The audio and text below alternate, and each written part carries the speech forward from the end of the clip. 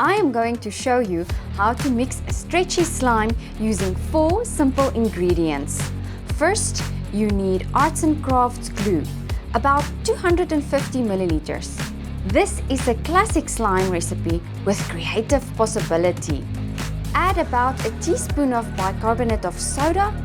Choose a fun color paint. Mix these 3 ingredients together. Mix, mix, mix. Wow, look at that color. Next, add about 1 tablespoon of boric acid. I used contact lens solution that contains boric acid. Add it to the glue mixture. You can add some glitter, of course, for an extra bit of shine. Watch how this mixture turns into awesome stretchy slime.